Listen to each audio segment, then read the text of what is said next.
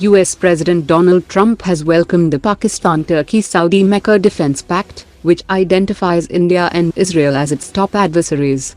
Ukrainian private defense company Firepoint is exploring possible cooperation with Pakistan on long-range Kamikaze UAVs, including potential co-development or technology transfer of the FP-1 strike drone, which has a range of 1,600 kilometers. The Indian Air Force has launched a project to develop an indigenous long-range one-way attack UAV with at least 30 kilograms payload, with a limited tender issued to selected Indian companies, under which the Air Force will retain intellectual property rights for future upgrades and production.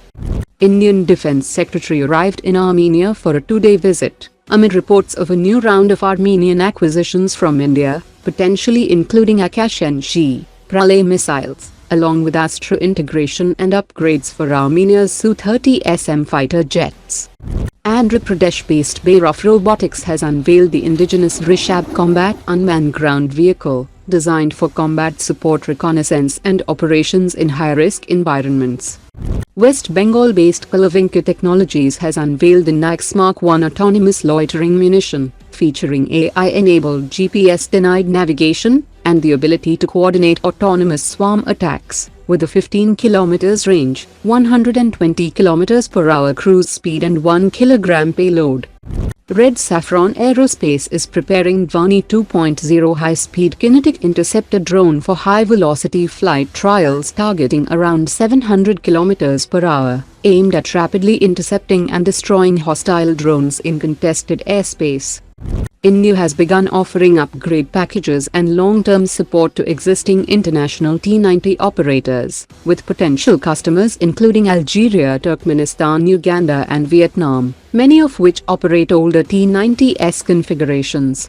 Solar Defense has announced that its Bhargavastra counter-swarm drone system will complete its internal trials by October 2026, followed by user trials by the Indian Army. The CEO of Brahmos Aerospace has said that the Brahmos missile has evolved from 290 km to 500 km and around 800 km, while the program is now looking at future variants with ranges of 1,500 km that will require lighter structures, more fuel, improved ramjet, and overall propulsion efficiency. Upgrading the first 84 Su-30 fighter jets to the Super Sukhoi standard will cost nearly $8 billion, averaging about $95 million per aircraft. Hindustan Aeronautics will modify two Su-30 aircraft as testbeds, with validation expected to take about 3 years, and full flight trials up to 5 years. A second phase covering nearly 120 additional Su-30 aircraft is also said to be under consideration at an estimated $11 billion, averaging about $92 million each. Russia has offered India around 8 to 10 Su-57E fifth-generation fighter jets for relatively quick transfer, equipped with the 200 km range R-77M long-range PVR missile.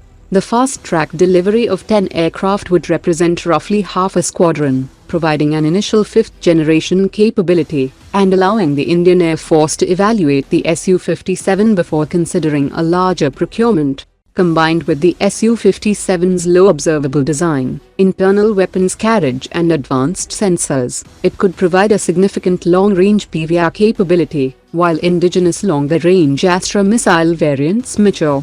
It would also give Indian pilots, ground crews and planners valuable hands-on experience in operating, maintaining and employing a fifth-generation fighter in real-world service.